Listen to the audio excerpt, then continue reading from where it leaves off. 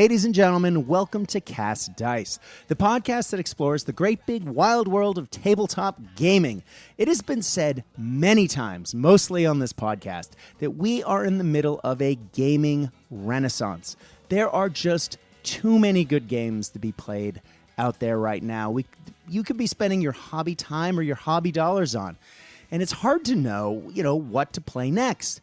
It leads to a serious feeling of fear of missing out, I think is what the kids call it. That's at least what the students in my room told me this week. But I guess that's the purpose of this podcast, to really just talk about, some of the games that my guests and I are playing, industry events that are happening, in the gaming industry, and local or international tournaments or events that people are playing in, and, just talking shop, having a good time.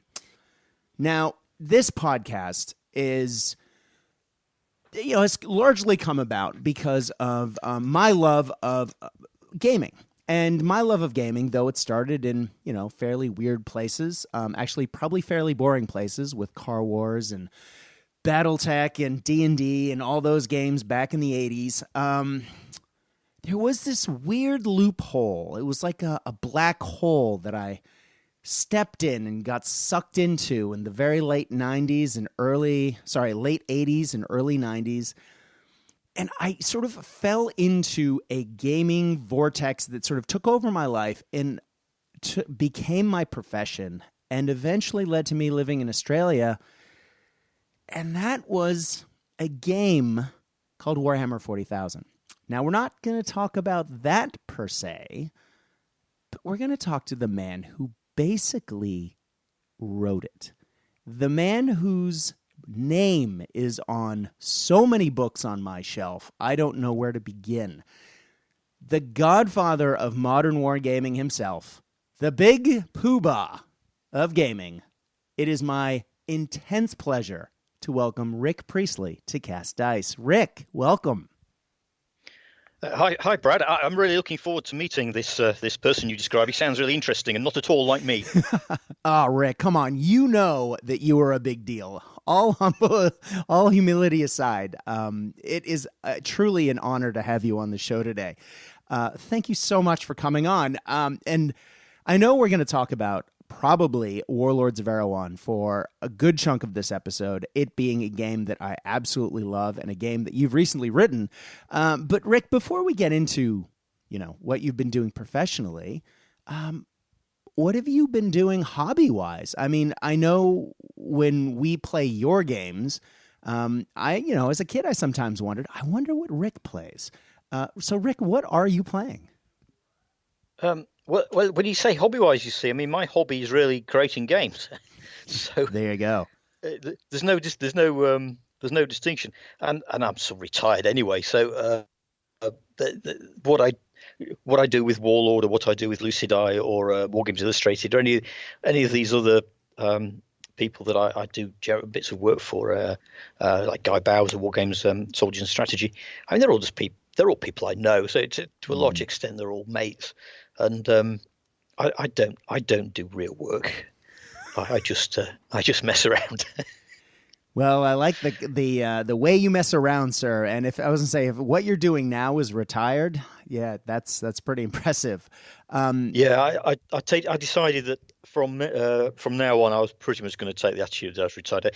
I turned 60 in March, and my wife's retired as well. She retired last year, so it just seemed unnecessary to continue trying to actively work. So a certain amount of work comes along as part of as my gaming. It just does. People ask me to write articles, or they ask me to, if not write supplements or books, then help out with supplements or books. So there's a little bit of actual work that I either bill people for or don't, depending on whether they owe me a curry or not. Right on. But that's it, really. Yeah, no, and I think it's actually healthier, because one thing I'd say is that if a company, and let's say Warlord Games, because Warlord are pretty well organised, they have, it might not seem that way sometimes, I know, but they have schedules and they try and work to them, and they don't always succeed, but they do try and work to them, and they plan ahead. So they'll say, "Oh, we want a supplement for, let's say, Hail Caesar for July 2020," and you go, "Oh, do you? Yeah. What am I supposed to do about that?" Yeah. And they go, "Would you like to write it?" And I'm thinking, it doesn't work like that. Yeah.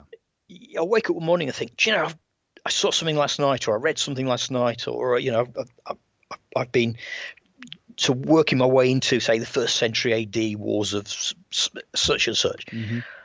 And that's what I want to do, and I want to do it now. And Warlord will turn around to me and go, "No, we don't want it now. We want something for 2020." And we've talked to the sales guys, and they're not really interested in a Parthian supplement or whatever. And I'm thinking, well then, why talk to me?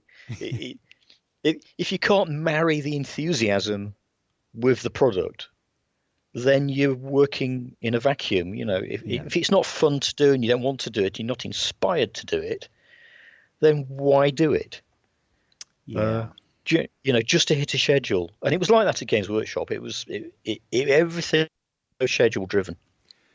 And it just saps creativity out of a product. It saps enthusiasm out of it.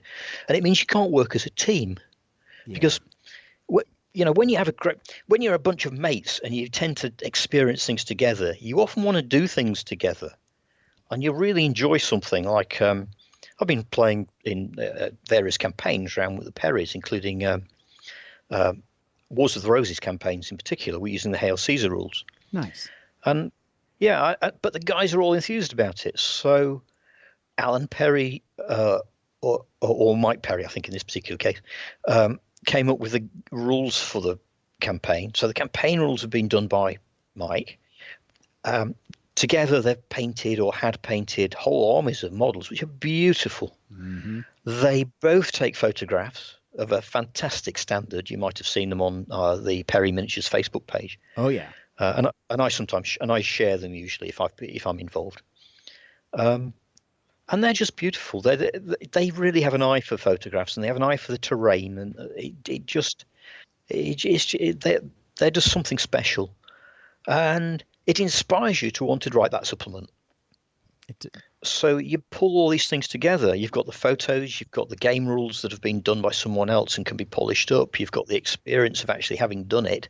So the rules have been played into existence, not created abstractly, and then play tested by some remote group of people. You've no idea who they are, which is often what happens professionally. So the natural enthusiasm creates the product, and I think you get a different kind of game. Agreed. Phew, lecture over. Well, that actually brings me to my next question is, I got the feeling as a child, having read some of the early, maybe Warhammer Fantasy 3rd Edition, Warhammer 40K 1st Edition, Rogue Trader, back in the day, that there seemed to be a lot more of that enthusiasm and energy and chaos almost in the studio. And was that kind of what you're describing now? Yes. It wasn't necessarily top to bottom in the studio. There were different cells and groups of people, but I would say, the 40K for sure. That absolutely was played into existence, and largely driven by me, I think, at the time. But I was organising games, and we were playing games of proto 40K on our living room floor in the house I shared with two of the other guys who worked at Games Workshop. So, who weren't actually in the studio. So there was a sort of a collective enthusiasm for it, even early on. And then when we started to take the ideas and everything into a studio environment, it very quickly got picked up on by everyone else. I think it was quite. I think that dystopia and the sense of humour was fairly common to us all at the time. It was something that I think we all picked up on, and you see a lot of it in 2000 AD. I often point out to people that I actually did the original Judge Dredd role-playing game immediately before I did Rogue Trader. Did you? I didn't know that. I say it was me and Mark Gascoigne, but I actually did it as a project, handed it over, and then Mark Gascoigne edited and rejigged some of it. I'd written it with a D6 system, because Brian Ansell very suggested I did that. Mm-hmm. But actually, it was a commission for Games Workshop rather than Citadel. So when it arrived as a manuscript at Games Workshop, they weren't happy with it being a D6 system, which you thought they might have told me to start with, actually. But but they didn't. So Mark Gascoigne basically translated it into a more what was then fashionable I think it's D100 system or D10 system, the basic combat system. So we have joint authorship on it, but really I wrote it and then he edited and revised it. Mm-hmm. So we didn't work on it together at any point. Oh, that's interesting. Yeah. It's almost the reverse of what's happened recently with you having worked on 40K and Fantasy Battle for so many years. That was, of course, those were D6 systems, and now you've gone D10, of course, with Warlords of Erawan and Gates of Antare. So it is a circular ending. I guess. Well, an ending sounds grim. Jeez, ooh, bad segue, but yeah. Well, it's come full circle to some extent, I suppose. I mean, let me think. D10s and D100s were quite the thing in the mid to late 70s when I was as a late teenager. When I was starting to design my own games, and I had a much more hands-on kind of attitude with games that were being played currently. So. There were a few skirmish systems that used D100s, in particular the skirmish wargames groups, Old West rules. I try and get those right, which were written by Mike Blake, Ian Colwell, and is it Ian Curtis? Not Ian Curtis, Steve Curtis. And that was a very influential set of rules at the time. Very, very much a broken down skirmish game. So, everything happening in phases. Mm-hmm. So phased movement and phased actions with a detailed action. So, it might take 3 turns to load a gun sort of thing. And then percentage driven resolution systems. So, well, quite a little bit complicated actually, and a bit slow. But of course, this is pre-computers. Mm-hmm. So the idea of calculating a result, a very direct, I'd call it a direct simulation. You're actually making calculation for very small actions. That sort of thing had an appeal that it doesn't have now because computers do it so much better. Yes. And I guess we do sort of have a more instant gratification mindset with our gaming in general. I remember being absolutely loving the idea of Star Trek as a kid. My best friend was only allowed to watch one television show growing up, and that was Star Trek. So I would watch it with him, and I was thinking, as an avid gamer at the time, God, I'd love it if this was a tabletop game. And of course, there was Starfleet Battles back then. And I bought the rules, and as a kid, I read it and thought, oh my God, you need to take a university course to figure this out. And I flipped through that book, and I tried with my friends, and I had my dad, who's a university lecturer, very clever man, try and read it, and it did not stick. And I put that game aside, and I played something else. But these days, I feel like there's you could do that far more easily, but you wouldn't have that depth, I guess. That's it. I think I mean, I do get to look through, and sometimes I buy rules just because I'm interested in the rules themselves. Often old rules, to be honest, but I do pick things up. And spaceship games do tend to go 2 ways. They either go into the very calculation heavy, or they tend to be very abstract. Probably the abstract is a better course. Trying to calculate vector movement in 3 dimensions is, you're dealing with heavy maths. Yes. And most people are not happy doing that. Yes. But that's the reality. If you want to do spaceship combat that's got some sort of basis in reality, you're really dealing with quite serious, but you're dealing with basic physics. Exactly. Yeah, and the alternative is to just not pay much attention to that and create an abstract. Well, I mean, most science fiction movies just treat it as an abstract. Star Wars certainly does. Absolutely. So you're almost dealing with, I say, fighter planes. You know, it's a World War II style aerial combat, which okay. Yeah, it sort of works. It's getting the feel right is the important thing. It is. Making sure the people who are playing it are having fun. If it's their level of, if it's the depth they're looking for or not, as long as they're having a good time doing it, a game has to find its audience, I suppose.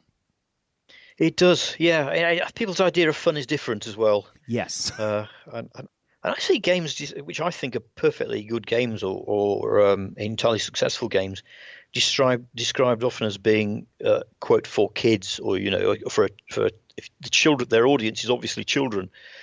And I think I saw a post recently where somebody was saying that about Black Powder. And I think its audience is not children. Its audience is exactly the people who created and played Black Powder, which is to say me and the Perrys and Jervis Johnson and John Stellato. We were mature, quite knowledgeable gamers, very happy to accept the abstractions in Black Powder because we wanted to play a certain sort of game.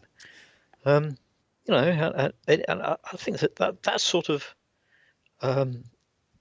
assumption that a war game is aimed at, firstly, a market rather than something that's actually aimed at the person that wrote it. You know, I write games I want to play. Yeah. But to say pretend it's aimed at a market is I find it weird. It is interesting. You did mention quite a few names there, and weirdly, I know quite a few of those people. And if I may, I would say that though those are all very impressive names, and you are all perhaps of a generation before me, you are all young at heart. And so I think finding a game that is fun, I think appeals to you.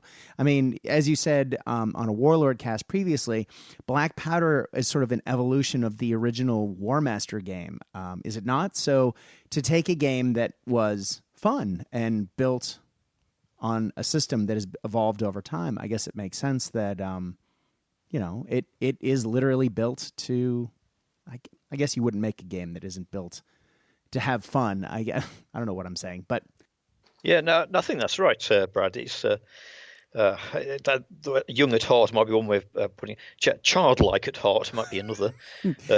I'm being nice about it. John and I have played a lot of games. I'm just saying. Yeah, well, John played occasionally when we created Black Powder, and he became a great champion of it because he decided he'd like to publish it. The core mechanics of it were actually developed by Jervis, and Jervis is a much broader player of games in general. I mean, he plays a lot of board games. In fact, really, Jervis plays more board games than he does tabletop war games. You know, he's a very how can I put it? He's a very acquisitive games designer. He will play a lot of games, and he'll spot mechanics, and he'll often think, that's an interesting mechanic. I'll file that one away and reuse. He's very good like that. He can usually find something. That's why he's so good to play against as a games designer, because you invariably come up with, let's say, a problem or an issue with making something work or making it fulfill itself properly or whatever. And Jervis will most likely be the person that will say, oh, have you tried this? Or why don't you do that? And as soon as he says it, you'll go, oh, of course, that was the obvious thing to do, wasn't it? Because things always seem obvious when they're in retrospect, you know. I think we benefited a lot from that. And then I wrote Black Powder up. So to a large extent, the game is a War Master derivation with some input and development by Jervis, and then some further input and development by me, and with me writing it up. So it's a real, you know, it was a real collaborative effort. And an evolution over time, because, I mean, we're talking about a Yeah. game system that evolved over what, 15 years?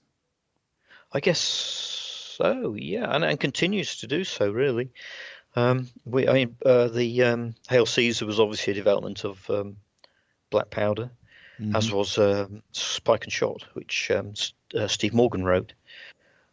So there's a couple of quite major systems, but I think that the important thing to remember with both of my games and all three games is they're really designed for multiplayer games on fairly big tables with fairly large armies, and I think people sometimes miss that point and try to treat them as if they were head-to-head games played between two people on a 6x4, where they really fall apart. In a timed environment with a judge and and a scoring system, you can't do that. and you gotta put everyone and say who's the best. Yeah, well, and also points values. Yes, I go points values. Oh, please come. They really don't. I did do a points value system for Hail Caesar because I think ancient war games tend to need it. There's such a strong tradition of army list choice and points values within the ancient wargaming community. Trying to book that trend is almost a waste of time. But I never use them. Never use points values in Hail Caesar. It's just not the way I play games.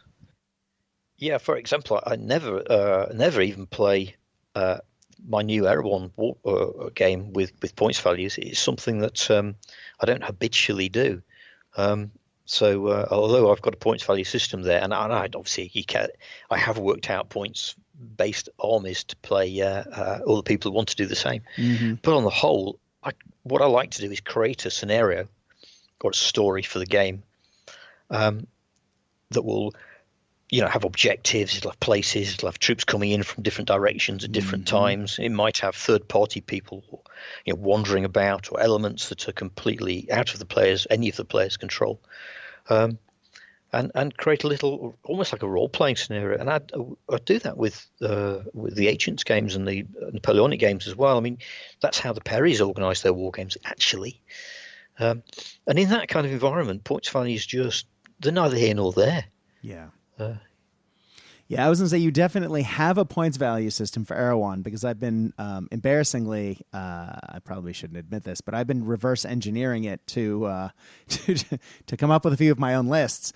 But no, there's definite math in there, Rick, and it makes perfect sense. So you may not be using it, but it's a good system.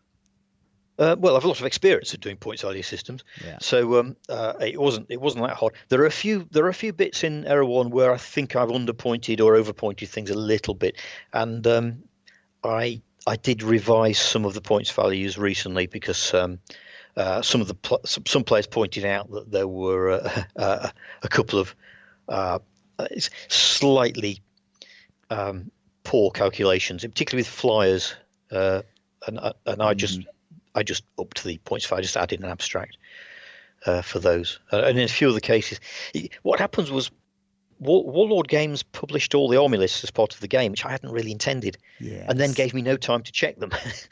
So, swines that they are. How dare they? Yeah, I know. And arguably, I should have checked them before I sent them over. But I wasn't aware at the time of what army lists were going in the book and which ones weren't. So I thought, I'll tell you what, I'll check all the points values when it's all finished. Yeah, naive of me, really. So I've had to do quite a bit of and tailing on the points, which is all on my website. It's also on the Warlord Games website, but the difference is I intend to keep mine up to date. Whether Warlord will or not, I don't know. They tend to be very busy. Yes. Invariably, they've got a dozen game systems to look after, and they'll be most enthusiastic about whichever one they're currently trying to push or market, which will never be Erehwon because they don't do fantasy figures. So it'll always go to the bottom of the pile when it comes to updating.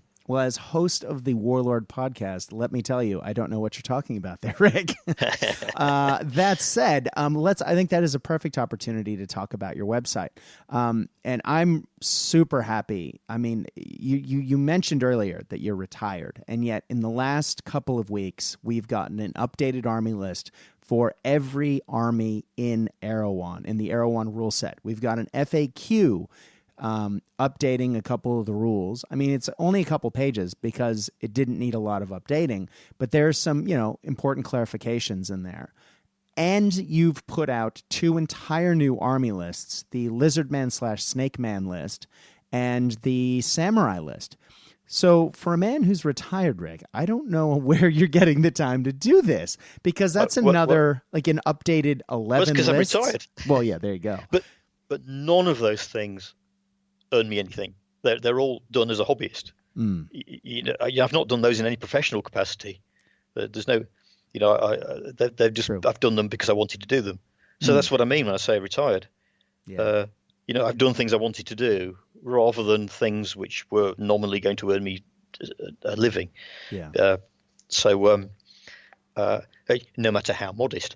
In that sense, being retired gives me more opportunity to do things which are my hobby. The thing it doesn't do is turn into print. You see, all those things are online. True. I could print stuff. I did think of printing Erawan myself at one time, but you get into that thing where you then become a business. Yes. Because you've then got a whole, you've got a garage full of printed books. When we did WAB, Warhammer Ancient Battles. That was a little project that me and Jervis, and to some extent the twins, wanted to do, because at the time we were very enthusiastic about the new version of Warhammer that we'd created, which was the 1992 one. And we thought this would make a great ancient war game. And we basically worked at it, and Jervis and I worked the rules up, and I had someone at Games Workshop do all the production on it. I commissioned and paid for the artwork. So it was a personal project. And when it came to actually printing it, we took it to Games Workshop and said, we'd really like to just do that. Is it okay? And they basically said, well, no, because it's Warhammer. So Games Workshop insisted on creating a company that was partly, mostly owned by Games Workshop. It was, I think Jervis and the Perrys had a minor shareholding. And it could only be sold through that company. So we had to create a whole organization that then had to report to Games Workshop, and it had to report to Games Workshop's accounting standards. And Games Workshop was a PLC, a publicly listed company. So its accounting standards were phenomenally complex. And in the end, the money that we made out of Warhammer Historical Battles, everything we did, was less than the charge that Games Workshop made for the accountant. Oh, wow. So all of the business that was transacted, we made, if it had been an independent company, we'd have been quite good. But because it had to then pay tens of thousands of pounds simply to have the books done for Games Workshop, so that it could report to Games Workshop Group as one of its businesses, just made it stupidly impractical. And in the end, that's why they gave. I mean, obviously, those of us who were who were seen as being indulged by Warhammer Ancient Battles, Warhammer Ancients, and Warhammer Historical, in fact, gradually sort of left the business or whatever. So they wound it up. But it's a great shame. You get the feeling of thinking of the Imperium from ancient 40K days. Games Workshop really did become the bureaucracy that really did not necessarily foster the creativity that bore its original fruits. That's right, but it didn't need to be creative at that point. No. And companies they grow and they change, and their needs change, and things that you could do as a small company and as an individual where everyone knows everyone, are different from when you've then got responsibility for a company that's turning over, well, at that time, tens of millions of pounds. Exactly. Now hundreds. Mm-hmm. And you're employing thousands of staff, actually, all of whom need paying, and you have a responsibility to the business that goes above and beyond your responsibility as a creative designer. So so it was a strange time, but so as I say, really, you being free of those kind of commercial constraints means I can just do stuff, but I don't want to dive back into that world and put constraints on myself. Yes. I think it would be a mistake. But the reason I mentioned Warhammer Historical is because when we first did it, the condition from Games Workshop was that the books didn't trouble their warehouse. So Really? yeah. So the first 3,000 copies of Warhammer Ancient Battles were delivered by this massive truck from the printers. I mean, this thing's the size of, these great. Well, you're in America, obviously, so you're doing it, but you're in Australia, but in England, these great 30-tonners go down the motorways, and they're vast things. One of these turned up in my outside my house. I live on a country lane, and it's blind as well. You can't go. If you go to the bottom, there's a farm, but you can't turn around easily. And they came with palletized copies of this game. So, thinking I'd got a forklift truck at my house, which I don't.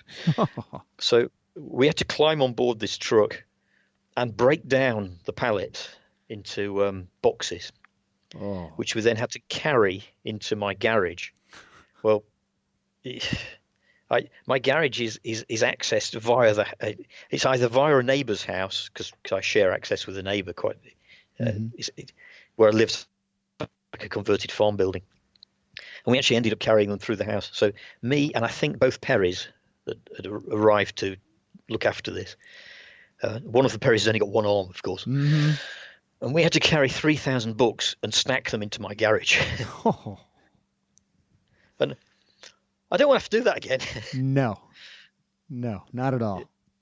Yeah. In the end, we persuaded Games Workshop to find some space in their mail order department, which they did. And then their mail order department took care of the dispatch. But for a long time, either myself or Jervis actually fulfilled all the orders directly. So we went down into the mail order department, put our books in boxes and sent them out, and just put them through put them into the post in essence. And then the Games Workshop mail order system posted it. And eventually we managed to persuade them to take it. It was quite, it was, they did everything they put every obstacle in our way to doing it. So I've got quite a lot of experience of actually doing that hands-on stuff. Well, I got my copy through, I think, U.S. mail order, who ordered it in bulk. The little form came around, and a gentleman came to our desks at Games Workshop and said, "Would you like to buy Warhammer Fantasy, Ancient Battles? Would you like to?" And I said, "Yes, I would like to." And so they took my money, and a couple weeks later, a box showed up, and we were emailed on your lunch break, you can come to the warehouse and we'll hand you one. And I went out and got my copy, and it was great. Yeah.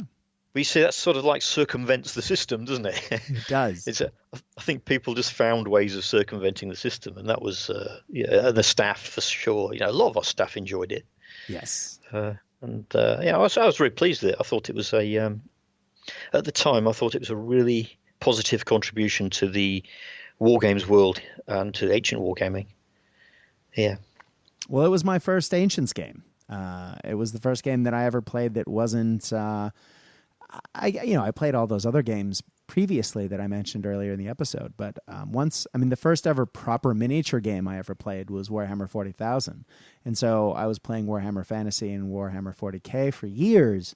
But for someone who's, I guess, a lot of people associate me with, certain game systems. One of them being bolt action, which is World War II. The very first game I ever played that was historical was that, and I thought it was the perfect bridge from my passion at the time of Warhammer to what became my passion later in life. So yeah, That was an awesome system.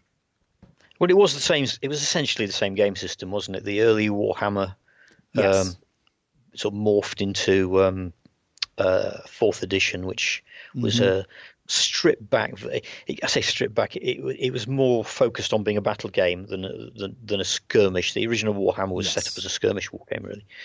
Yeah, and it was that system that Jervis and I were very, we felt had legs.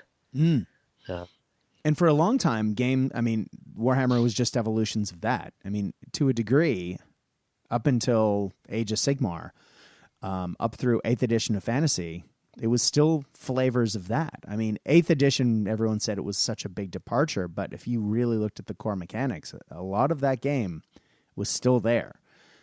It wasn't until the Warhammer World ended that, sadly, Warhammer did end. Did I ever ask you, Rick, what were you were such an integral part of the creation of that universe, and you were part of the team that made it what it was. How was that for you to watch sort of Warhammer die? Well, I kind of, I wasn't aware that Age of Sigmar was either in development or even mooted when I left. I think they probably decided to do it probably about that time or just after. I was surprised because I thought that the Warhammer World was something that had a lot of character and was very positive about. It did, disappointed, but on the other hand, it was time for a change in the fantasy environment. I wouldn't have done that. In fact, bizarrely, my last job at Games Workshop was a bit strange because I was asked to do one thing, tried to do it, and then as I was doing it, I think it morphed into another. So the job I did, it became politically kind of kicked about. Ooh. But what the then CEO asked me to do was completely give Warhammer a representation in terms of its background, not in terms of the game. Oh, that's weird. In terms of its background story. Yeah. And I said, yeah, I can do that. So by taking it forward, taking it forward. So I did a bit of thinking about it, and I did a complete. I basically wrote a future, a kind of this is what happens in the Warhammer World book, which was largely background, but which returned to a lot of the ideas that were in the original role-playing book.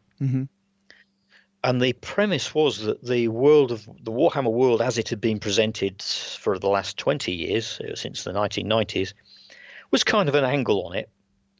But the reality was that there was a lot more going on under the surface. In particular, the very black and white nature of the Warhammer world as it had become. So Empire, good guys, sort of thing. Yes, was something, and Chaos, bad guys, if you like. Was actually in many ways not correct. That they're both shades of grey, and that I intended to rewrite it such that it was clear that Chaos was always at the heart of the Empire. And I wrote a story which was going to basically take the Chaos gods as its premise. As always, this is the inevitable backstory for the end of the Warhammer world, and the Chaos gods unleash their fury upon the world, and it is remade. But in the process, it is revealed that a lot of the conventional armies that you thought of as being opposed or not at all involved with Chaos were but tools of Chaos, and that then gives you the opportunity to completely rewrite the world background or to completely represent it, both in terms of physically changing the world if you want, and in terms of changing all the factions, but without destroying the Warhammer world, but evolving it. And that's kind of what I tried to do. And I wrote the first book But along the process, the idea of destroying the Warhammer world became so politically sensitive. No, we can't do that. We can't. Ironic, isn't it? Yeah, I was going to say that's very ironic. Do that. I know, because it's exactly then what they did, but they did it in a ham-fisted, clunky, stupid fashion, rather than what I thought was rather an elegant solution, which I've described rather blandly. To be honest, it was much more characterful than that. And the first book was called Tamarkan, the Book of Tamarkan, the Defiler. When I left, that book basically got rewritten, and the models that I developed for it rather with very, very few resources, which is quite annoying, really. But the models I did develop for it got kind of repurposed. So there is a book called Tamarkan, which I own, yes, did get released. Mm-hmm. But I don't think it's an awful lot to do with the book I wrote. It doesn't sound anything like the book you're describing, the book that I own. And yes, I bought it because it has Chaos Dwarves, and it was always one of my favorite armies, even though it was always sort of the redheaded stepchild of Games Workshop, amongst a few other, armies. Yeah, well, the Chaos Dwarves play a huge part in the backstory, and they of your story, right on, the original backstory for Tamarkan, but I think I think it just got completely repurposed. I don't even know what they used of mine. I have a copy of the book. I've never taken it out of its cellophane. I couldn't bear to do it because it was a big chunky book, and I spent a long time writing it, and it's got some nice writing in it. It's slightly go back to that sort of Lord Dunsany kind of style that I sometimes used. A little bit over, kind of over. It's very quite florid. But see, my original, the son of I don't know if this ever came through, but the son of of Karl Franz, the emperor, is revealed as being a half demon. Oh.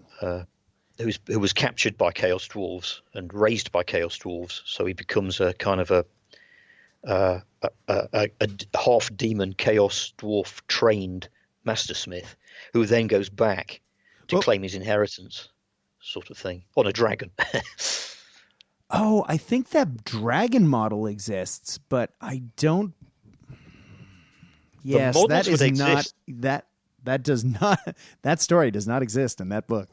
Not as it's written. It was too radical. It was too radical for them. And then they go and do something more radical, but less evocative. Less characterful. Yeah, the notion was that Karl Franz in his dotage, kind of remarries a almost like a country girl, who he becomes infatuated with, who is really a demon of Slanesh. In a kind of succubus role, and it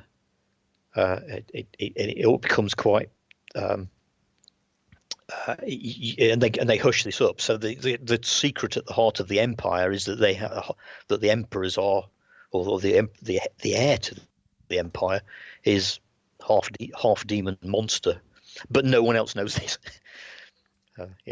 That's amazing. It was.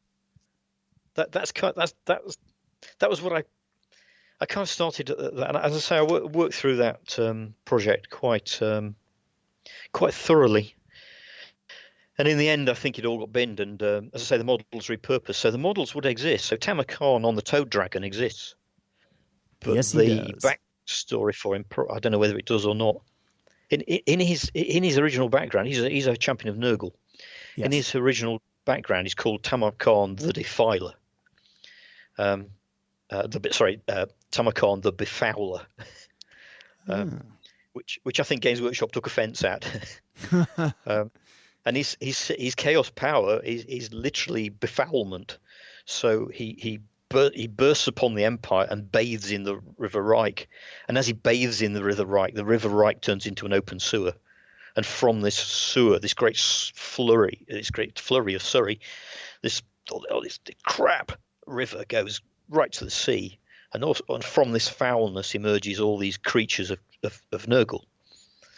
And one of the backstories comes from the point of view of Marienburg, the city of Marienburg, so which lies at the head of the Reich. So you get this story of how Reich it becomes flooded in sewage, and from the sewage emerge all these demons and everything. Hence the giant mutated toads and the trolls and the ogres that all are mutated, and there's like a toad-like creature.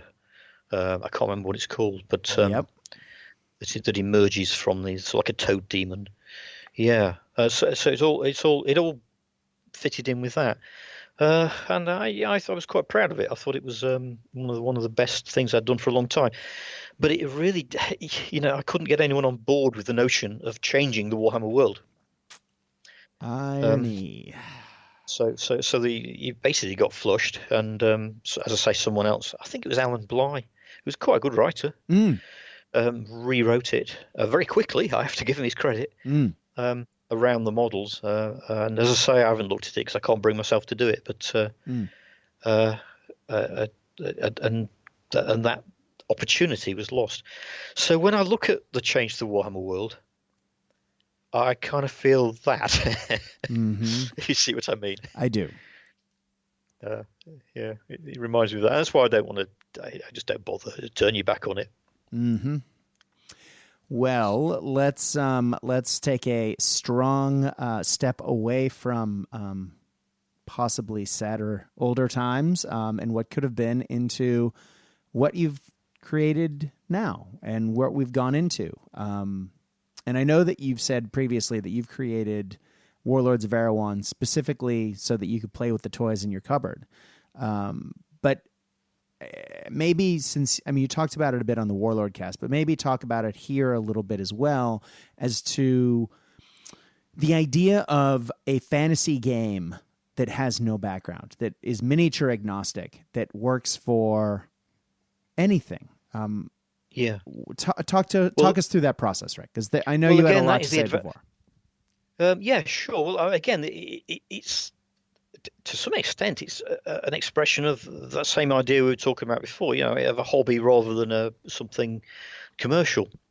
Because I do have lots of assorted toy soldiers, and I think as well that way in which I've played fantasy games, it's all my life really, has always been diverted into something commercial. And as soon as it becomes something strongly commercial, you're constrained very strongly by by the models. Yes.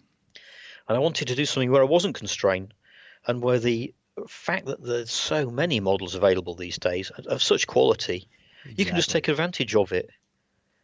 Yeah, as well as old stuff. I was going to say, and then there's the stuff that's already in your cupboard that Old Hammer comes out to play, which, some of those models, Warlords has really given me the opportunity to pull out, literally, as I think I mentioned before, an ogre that was one of my first ever models, 25, 30 years old, that I painted maybe 10 years ago and got played in one event as the unit filler in fantasy, in a fantasy tournament, and then has been sitting in a case ever since, and is probably one of the best painted models that I've ever actually sat down to paint, really took my time and really enjoyed painting it.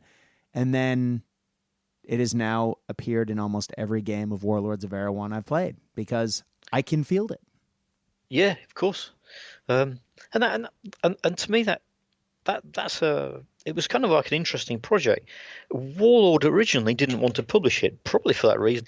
Again, as you know, and I appreciate you work for Warlord, as do I now and again. Warlord are very much driven by their scheduling, and they didn't want to publish a fantasy war game until they were ready to do it. I figured by the time they were ready to do it, I'd be dead. So I thought, let's get on, just do something and do it for myself. And then when it came to publishing it, I talked to various companies about it because they were interested, and considered doing it myself, as I've suggested, although I wasn't mad keen. Considered doing it as just a purely online thing. In fact, I set it to be an online thing. I did it in, I've got some competence with Adobe InDesign, not hugely, but enough to do an online publication. And then Warlords sort of stepped up and said, "Yeah, well, no, if you're going to publish it, we'd like to do it." So all credit to them. They took it on purely as a publishing project for themselves and found room. They squeezed it into their schedule, which they didn't have to do. So thanks to Warlord for doing that, and especially to John, because I think he sort of saw it as to some extent it's a favor. It's a favor that John did for me. The idea of it not having a background comes from that. It stems from it not being a commercial product. Well, that's enabled Warlord to publish it as a book without worrying about having to support it. And that was one of the things I agreed. I said, well, it's very kind of you to publish it, but I don't expect you to support it in the way you're supporting Bolt Action, which is a majorly important game to Warlord, and that needs to be commercially successful in order to pay the wage bill and the rent, which is important. Absolutely. So that's kind of why everyone's got no background. It's because it's got every background. Exactly. I wanted to be able to go back and play games of the Lord of the Rings with it. Now, I haven't said that explicitly because I can't, because Games Workshop own the rights to the Lord of the Rings. There's a Facebook group of Middle-earth war gamers who use all sorts of things to play Middle-earth war games, but they're not selling a book. So, although I would say that Erehwon's fantastic for playing Lord of the Rings, it is. It's also fantastic for playing games based on either Michael Moorcock fantasy environments, or any Game of Thrones, in fact any kind of medievalized fantasy environment, or even slightly science fiction, works just fine with Warlords of Erehwon because it's a generic system. It is. But I can't at the same time fill books or even my web page with pictures of those things. Right. People can, if that's what they want to do, because they're hobbyists. But for me to do it would be kind of what do you call it? It's not necessarily passing off, but it's conflating someone else's intellectual property with your own intellectual property for commercial gain. Now, the fact that there's almost no commercial gain involved from my point of view is neither here nor there, because I wrote the book and I get a royalty from it.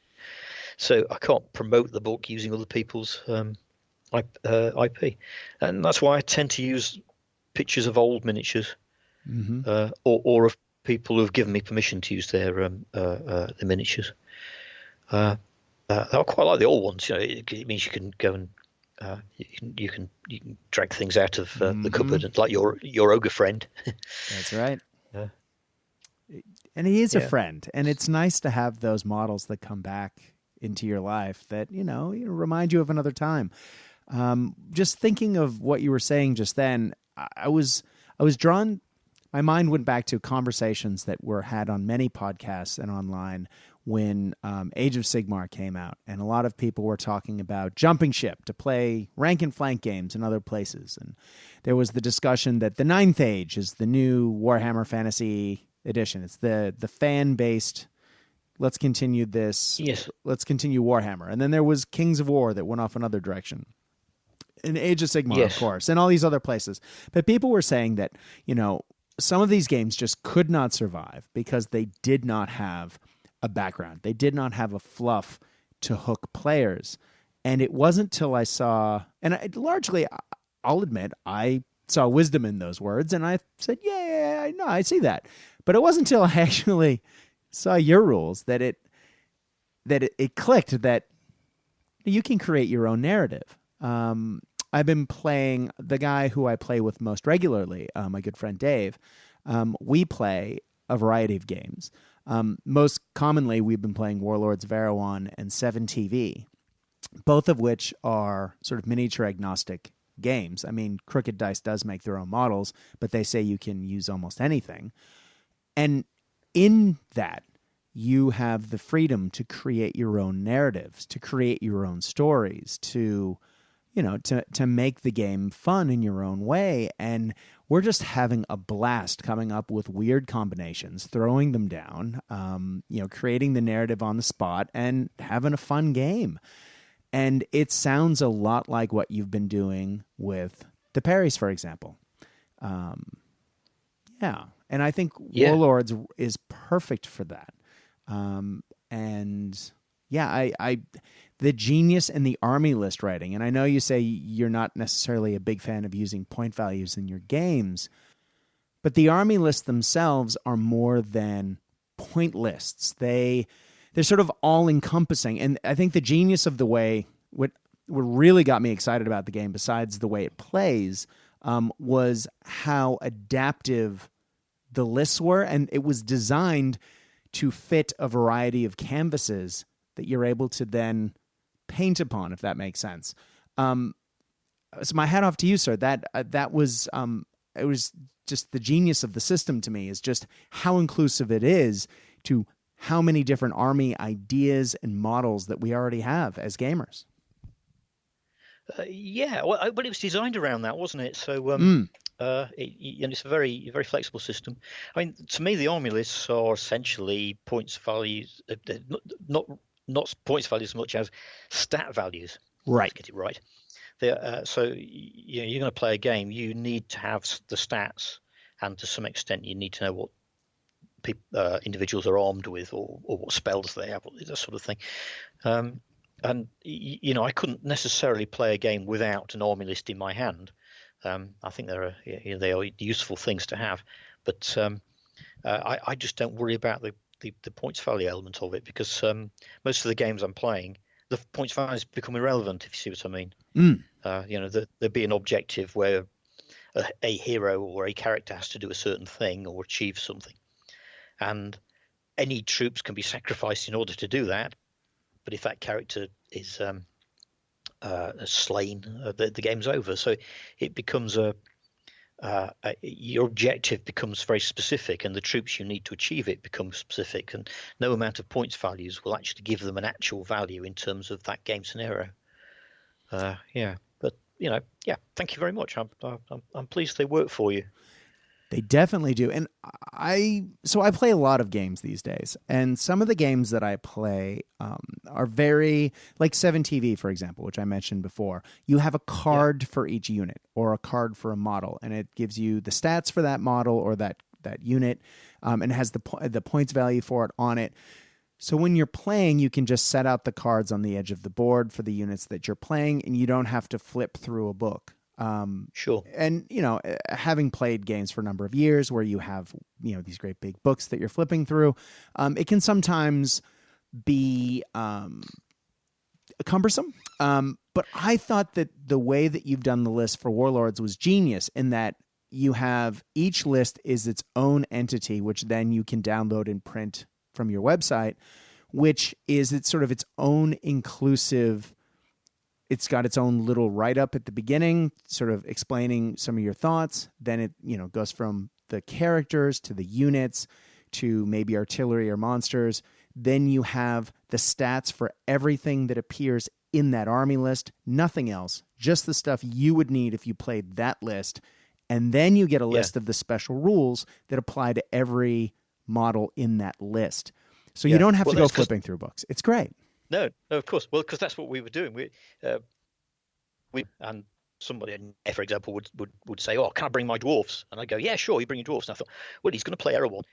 He might not have played Erehwon before. The first time he played, he brought his dwarfs, and he's going to need all these stats. So the army lists are there specifically for that reason. They're there to be played with. They're not abstract, and that's why I set them in that way. So they're quite dense, few pages as possible, and there's there's no illustration on mine. When Warlord did their production on them, they tended to expand because they wanted something that's a bit fancier. But to my mind, that's not necessary. If you as a player, you want something you can print out quickly. And to some extent throw away. The idea of using cards for unit stats is something we did with Warhammer years in the 90s. In fact, we printed a whole series of blank cards for people to fill in, file cards. That's right. And I my main army was a goblin army, which you can imagine. Yes. And I basically had a file card for every unit, including any magic items it would have had, or the leader's number and so on. Mm-hmm. And when I played a game, I did it exactly what you've described. I basically would go through the file, pick out the units I wanted to play with, and they would give me all the details. What I'd often do, just because I found it more convenient, was then copy out the core stats and details onto a list. Just so I've got one page that's got everything on it. I can never remember stats. I'm shocking. Yeah. Funny, I remember certain things, but my problem with the cards is, and God, I must be getting old, because trying to read tiny cards with tiny print, because some models have quite a few rules that interact. It sometimes, there's just a lot to look at and to read, and that was my problem with game systems like Malifaux. Beautiful game system, I love it to death, but so many words on such little cards, and the cards are all, of course, standard size. But yeah. I really like having just, a small pamphlet that I can open up, flip to the page I need. Everything's the right size so that I can see it. And I can leave books open to the page and then just flip it to the back if I need the stats for the weapons, or, need to remember what the strength bonus for a particular weapon is. Boom, it's right there. So yeah, it's a great way of doing it. It's sort of a meeting of old school and new school in one format that I think works really well. Yeah, okay. Well, it's interesting you say that. I mean, I wasn't thinking consciously in those terms. I don't know if you remember, but I did a game with Lucy Dye called the Red Book of the Elf King. That's right. And that, which actually I was doing. Did I do that after Erehwon or before? I think I did that after Erehwon. It came out before, but I actually wrote that after Erehwon, because Lucy Dye were one of the companies that was interested in publishing Erehwon. Oh.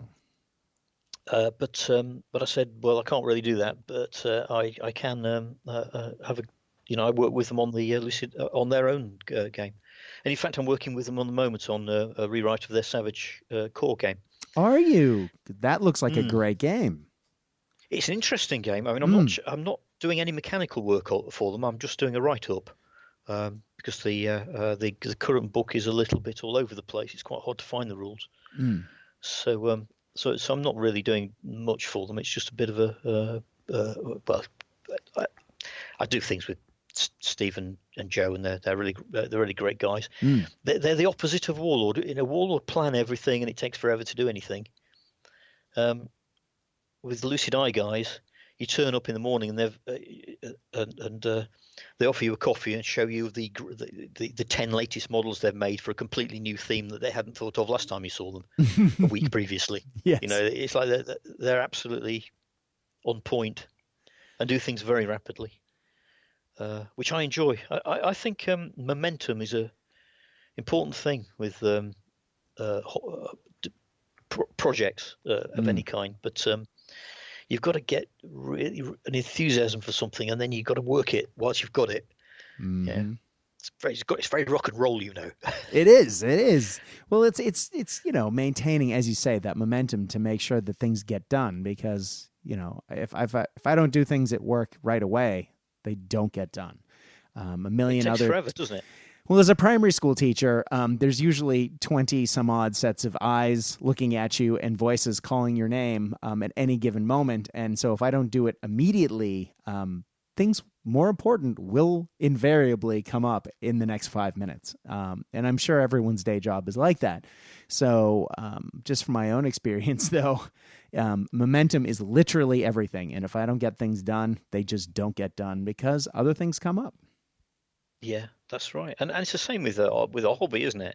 It's I know sometimes I'm painting a model and I'll get halfway through, and something else will divert me. I'll maybe meet me in real life, and it's so hard to get back to something. It is. Once you've had a break, it's very hard to get back to something. And I find it the same with these projects. It's one of the reasons why working with Warlord is sometimes a little bit demanding, because you write a game. it'll sit on a shelf at Warlord for a year, and then it'll go into production. Yeah. So, and that didn't happen with Erehwon. I insisted it be done quicker, but it only took 6 or 7 months. But normally a year, 2 years even. And by the time you get back to it, you've lost your mojo. Mm-hmm. You're onto something else, and it's quite hard. Well, let's talk about the mojo you have for Erehwon then, because I know quite a few people who will listen to this will want to know what sort of where you've been with it and where you're going with it, given that it is you. Now, as you said, or as I said, you've updated all the army lists recently. Everything's been FAQ'd and brought up in line, and you've started releasing new armies. Is that a trend that you're looking to continue? I mean, 2 armies in 1 week is a big jump. I mean, clearly we're not expecting that, but one of them I did for Warlord, the samurai one. So obviously I didn't do it in last week. I did it like months ago, right? And they've been set on it, and I've just been waiting until they released it, until I could release it. Well, they kept putting back the date of they're going to do a relaunch on samurai, but they keep putting back the date for when they're going to relaunch it. So I said, well, people are expecting this samurai warband list. How about we both agree a date when we can put the list up, and put it up, and we did that. And again, it's very kind of them. Really, didn't have to do that. But otherwise, it would have been sat there waiting forever. But I did that quite a while ago. The Snake Man list I really did because Nick Eyre asked me to have a go, and specifically as something to put in War Games Illustrated. And I thought that was a good opportunity to get Erehwon into the face of people who buy War Games Illustrated. It also happened to be the case that I'd already started a lizard man amphibian slan style list. You know, a kind of South American jungle inspired reptilian list.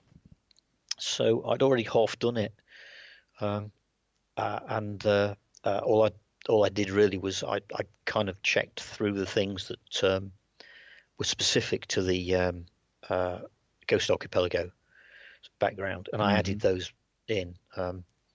But really, the core of it is the same as my Lizardman list, and that's probably the list I'll do next. It's a more general Lizardman list. And that was my next question with all the lists that you've been... Oh, so you're talking about coming out with a different Lizardman list. Oh. Well, for example, the one that I've done, the Snake Man list, has got no cavalry in it. Well... Of course. Yeah, Lizardman riding small dinosaur-like creatures is a trope, isn't it? I mean, it existed in the Warhammer world, and it exists in other worlds, and it's just a fairly classy thing to go for. So I'll incorporate that, and so on. You know, there are things that the Nick Eyre's range, the one they do for it's a Frostgrave supplement. In fact, that's right. The one they do for Frostgrave is quite specific to Frostgrave. So a lot of the models really they only have specific use in that Frostgrave game, which is fine, and they're nice models. The plastics are. I'm putting a few together at the moment, and they're quite nice to do. You have to they suffer a little bit from the draw line sometimes being a little bit ambiguous, and you always get that with things that are like scaly. Yes, because you can't carry the scales around, can you? Nope. It's yep. So there are a few bits where you go, well, is that supposed to be scaly or is that supposed to be something else? You have to kind of make a decision. The models are painted on the box are really nicely painted, and you can see where they've done that. But you know, they're nice models. I would prefer a few more shields. Actually, they're square shields as well, and I'm looking at thinking that's a lost opportunity. Lizardmen should have, they should have scaly shields, like a turtle shell or something like that. But there you go. I'm pretty sure those exist somewhere out there, Rick. I'm sure you could find some somewhere. I've seen some turtle type shields on some. If there's any manufacturer listening, turtle shields, that's what we need. or scales. In fact, I think some of the ones that they painted look as if they've been painted to represent scales, but you need something that's more of an appropriate shape, don't you? Yes. Well, given the world of 3D printing, I'd imagine that someone could whip something up like a shield pretty quickly. Do you know, it's getting to the point, isn't it, where you really can do things like that. And a friend of mine, Nick Simerson, who helped me a lot with the Erehwon project, and he's always fun to play. He printed me out a wizard's tower. I think it's supposed to be a ruined lighthouse, to be honest, but it's like a fantasy ruined tower. He printed me out. That's on his 3D printer, and it's just a little home printer he's got. And it's really nice. Yes, very good piece. Yeah, I mean, you can see the build lines to some extent. But for terrain, that's not a big deal. It's not. And when you start getting into resin printers, those lines disappear, and it's astonishing the things you can get. Well, because Warlord have a couple of really good resin printers at work, and those are used to produce masters. So they're as good as a conventional master. They are. It is, and not that expensive either. No. Years ago, you were into 40, 50, 60,000 pounds at a time. That's right. For these things. And now, a couple of grand, you might need an upgrade that's as much again, but it's sub 10,000 pounds. Or there's people who have them and they charge you to print on them. And I recently spoke to my fine friend in the States who does all my printing, and I got several classic BattleTech models, because I've been looking at that game again because they reissued it for $5 each. I got models you can't get anywhere else in resin that are just as good. And I had a 156 scale G.I. Joe base that I had, the toy I had as a kid made, so I can play bolt action on it. Okay. And to get that toy, which was desktop size,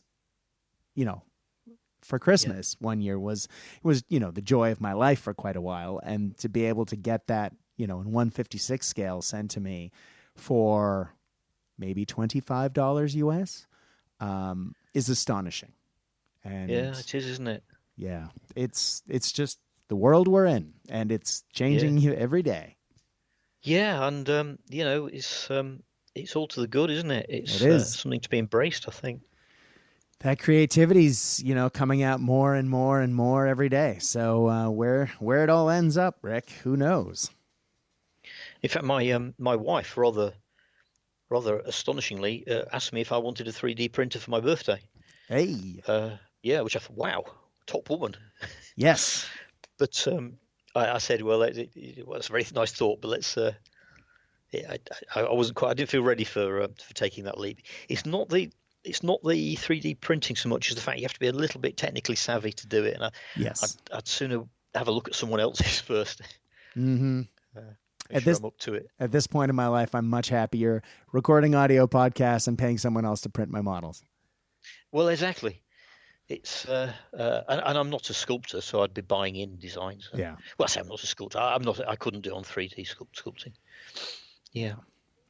Well, Rick, I know I'm going to get yelled at if I don't ask what's next for Erehwon, because I know you mentioned you're going to maybe add some things to the Lizardman list or update it. There were rumblings of a Ratman list at one point.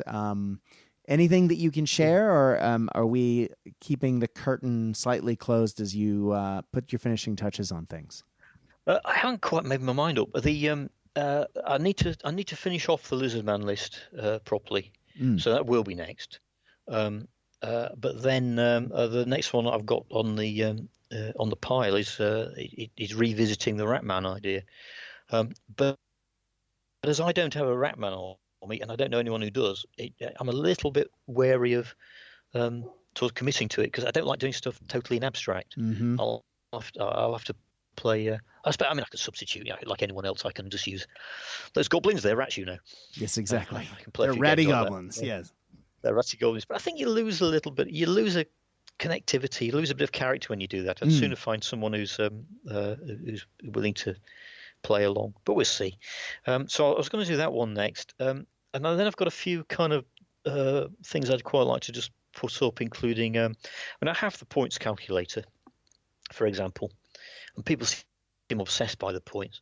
I think it's because they're trying to play Warhammer, Yes, and head-to-head games. And I have to say, Erawan's not really designed to play competitive head-to-head games. It can do, and it works. But to me, half the joy is having a scenario and an objective. But not everyone feels that way. So plainly, they want that.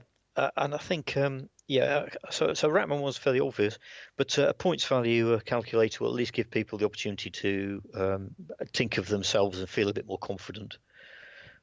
What they'll do is they'll discover that the points value calculator doesn't quite work, of course, because you get to elements of the game where it breaks down a bit.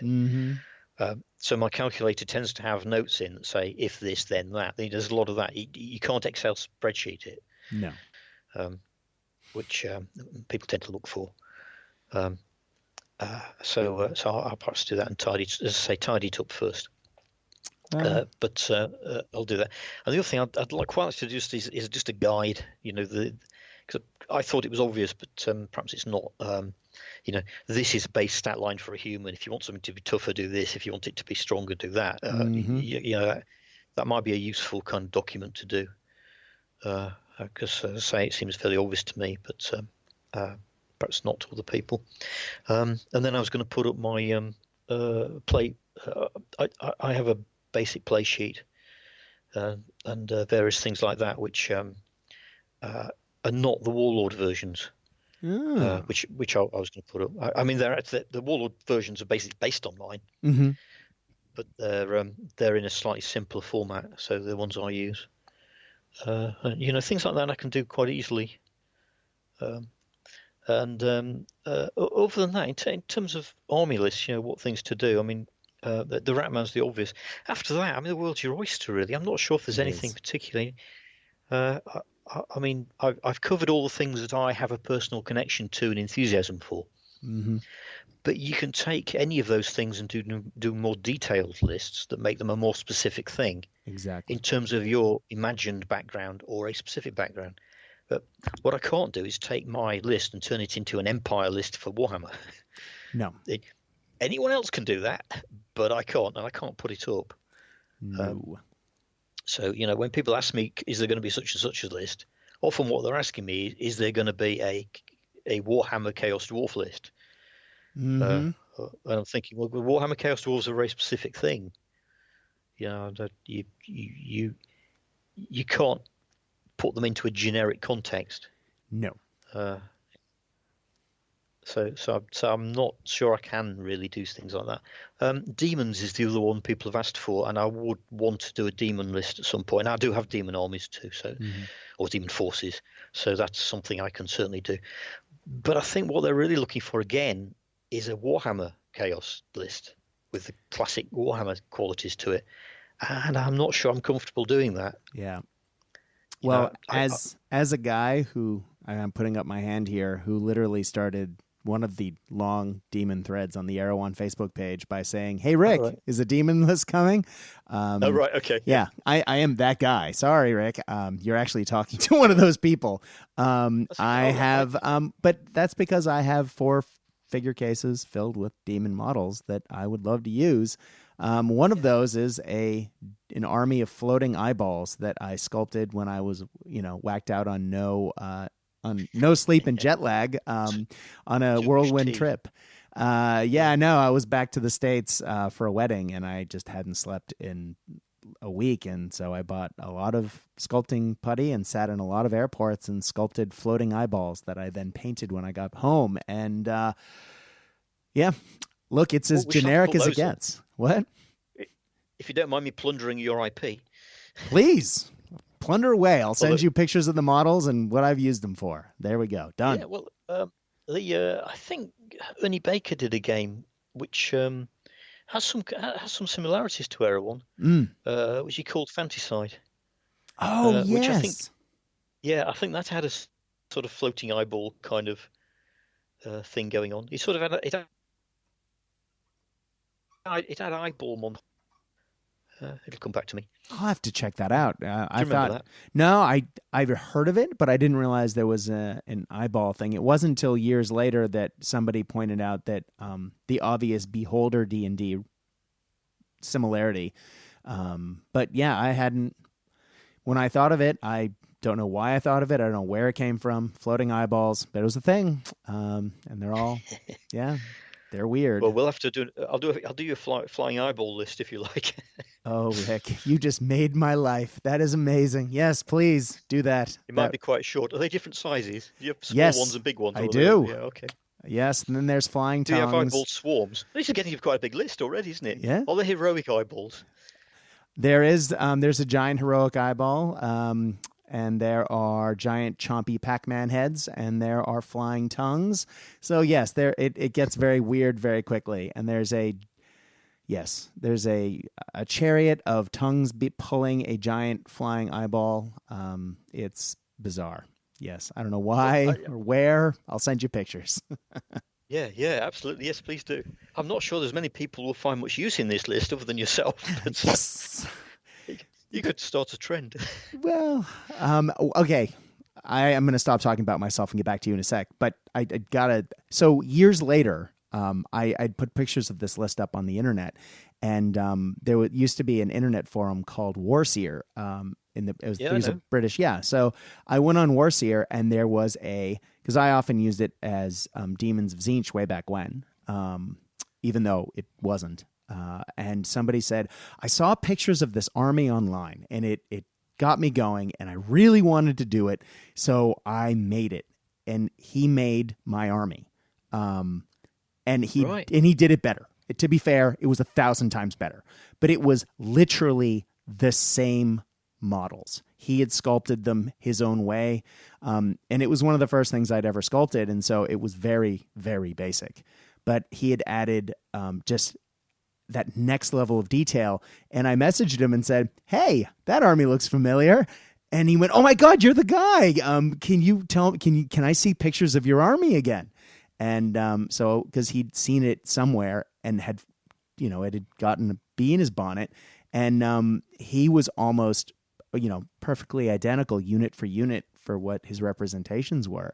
But he was like, "Oh, you inspired me for that." I was like, I don't know why this is inspiring, but okay. Yeah. Somebody liked it. Nice though, isn't it? There's that one guy who liked that army. Well, it's good news because you've doubled the potential audience for the army list. That's right. And he's in Europe, and I'm in Australia, so twice as many groups of people are seeing him now. But yeah, anyway. But a good generic list, or a game like Erawan, where you would get a list that would be inclusive of different types of demons, for example, would be perfect for that army. I think what I have to do is come up with a good demon meta, something that makes demons demons and not just troops. So undead have that. They do. But it needs to be something similar. Mm-hmm. And there are various things that you could do. For example, you could make them collective wizards. You could make groups of demons function as spellcasters, which might be quite entertaining. That would. Yeah, and the other things with demons is you can sort of go, well, immune to normal weapons. You go, well, that's not a game, is it?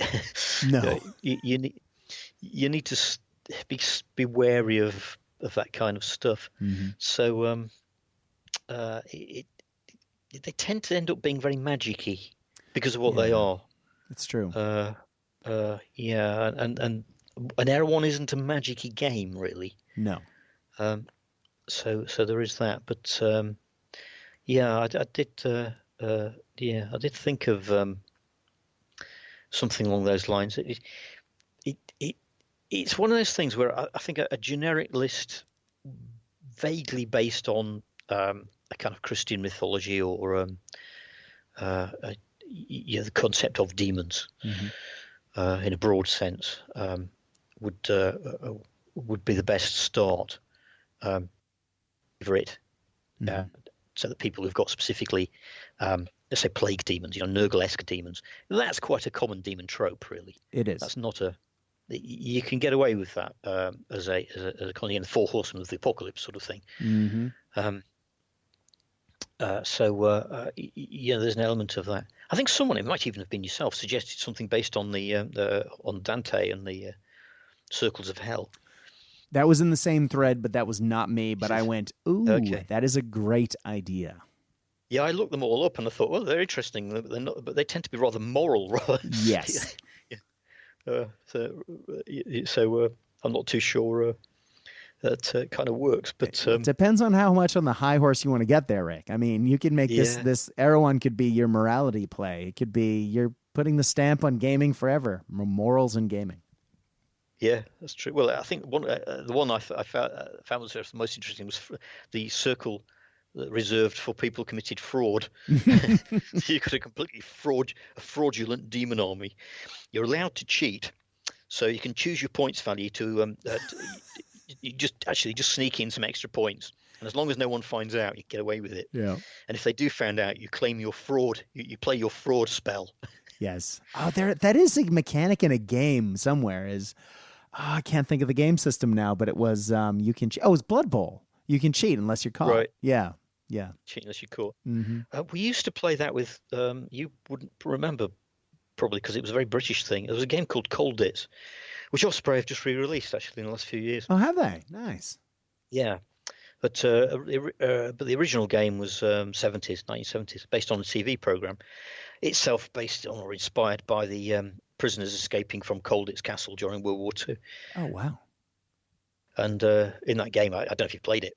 I have not, no. One player is the German. Mm-hmm. Yeah, and his role is to stop people escaping.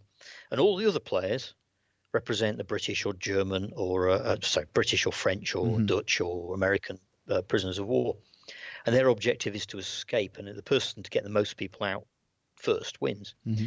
But the poor old German player, of course, he just gets picked upon endlessly. Yes. And the minute the German player leaves the room to go to the toilet, everyone starts looking through his cards and cheating, and taking extra pieces. So you can't. So the rule is that the German player, actually, you can cheat, but if the German player finds you cheating, you have to fess up. Supposedly. That's amazing. Yes, but it's quite fraught. If you're the German player, it's quite fraught. Well, there was Axis and Allies did a variety of versions of their games over the years, and one of them was, I think, Axis and Allies Europe, and of course it's everyone versus the Germans, and yes, that does not make for how do they say feel goodsies. It leads to a lot of feel badsies, and usually a fight on the front lawn after a couple of hours of playing that game. Because, nobody's having fun, or at least the German player isn't having fun in the latter half of that game, which I suppose is historically accurate. But yeah, but it's historically accurate. I'll give you that. Yeah. But as you say, you have to have a certain mentality to be able to play that role. Mm-hmm. Yeah, because I think in the original Colditz, there was no way the German player could actually win. It was one of those things where you played until one of the Allied player wins. But I think in the new version, they've put a timer on it. So if you don't get out within a certain time, the German player wins. Yeah. Nice. So somebody actually can win now, other than so it's not like Monopoly where no one wins ever. No one wins ever. That's right. It just goes on and on forever. Oh. It's funny, isn't it? I mean, I've played Monopoly as a kid, obviously, but the appeal is quite hard to see. Yeah. It's quite a tricky game. My wife gave me Monopoly for Christmas. I think the first Christmas we were together. I don't even think I was engaged at that point. We were just boyfriend and girlfriend, and she gave me our first date movie was The Avengers, so she gave me The Avengers Monopoly. And she's like, oh, yeah, we can play. And I went, yeah, no. And so it's still on the shelf, still in its shrink wrap, have not pulled it out. And for years, she was like, oh, I bought you Monopoly, and we never played. And then recently, a mutual friend invited us over for a group Monopoly session, and we all sat down and played Star Wars Monopoly, and we walked out, and the first thing my wife said to me was, that's why you wouldn't play Monopoly with me. And I went, yep, no fun. And I love you too much to, no. Monopoly on you. Yes. Yeah.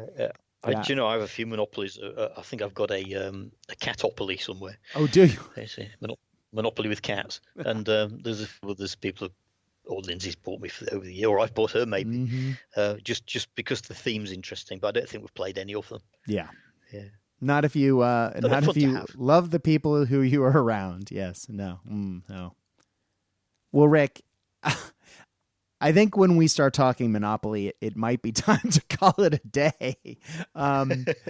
Before we go out, could be right. Yeah, Monopoly usually means the end of games, and usually the end of fun. So sorry to say that it's it, kids. But before I porky pig and say that's all, folks, I know we've talked about your website quite a lot tonight, but where can people find it? Because it's not immediately Google friendly search yet. No, I set it up not to be. I didn't. Originally, I actually developed it in hiding, as it were, and then I just made it public on the quiet, and people found it before I announced it, which was they always do. It's called thisgaminglife.uk. So it's just a domain that I bought cheaply. I do own rickpriestley.com, but sadly the provider can't easily transfer it to me because the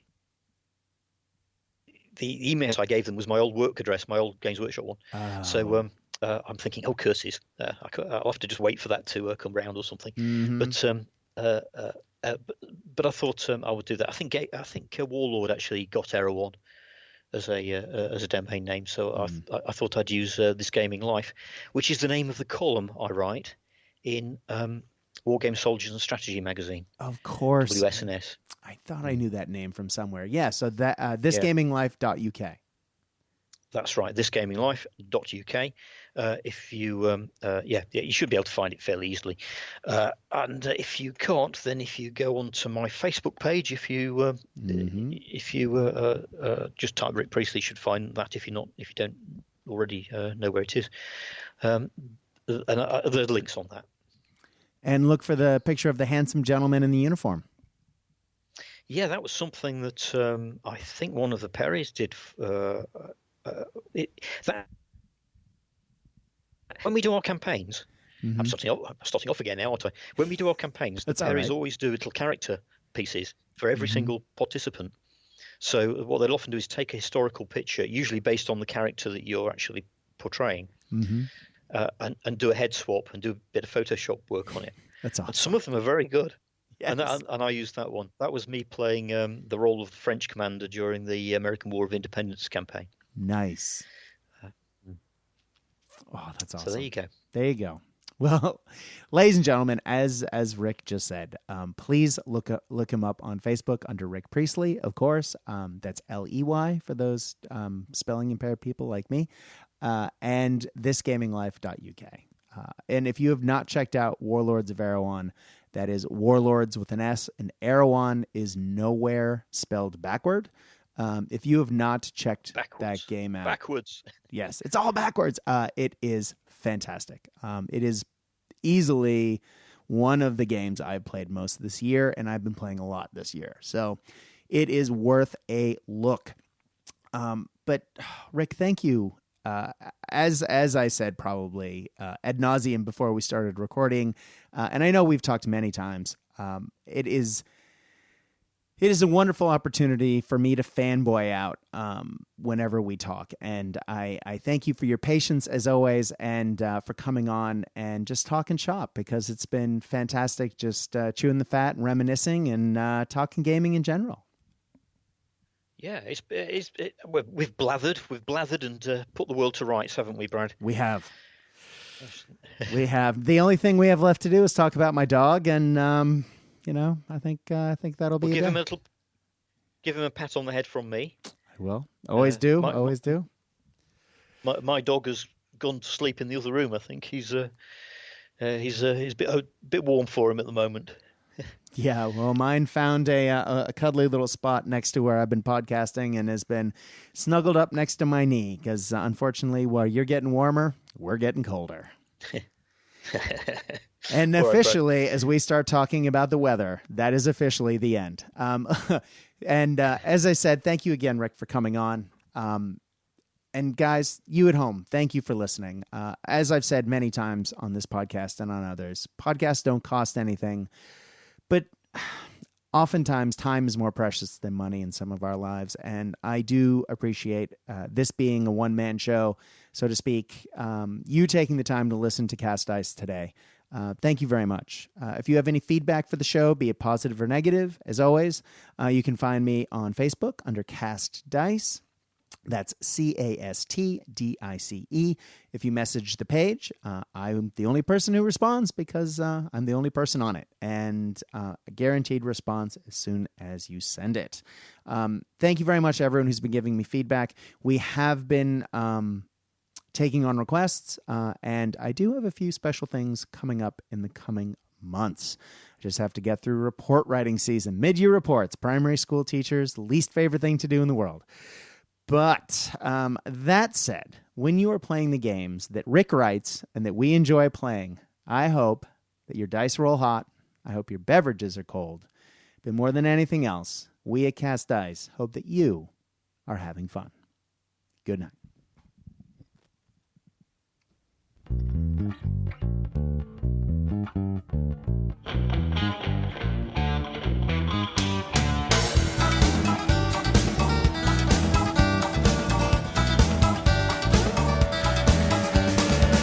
Another day rise in Paraguayan sun. The food cracks open. Another Heineken. He's all alone. He's in his little room. He's all alone with a Burmese python and a loaded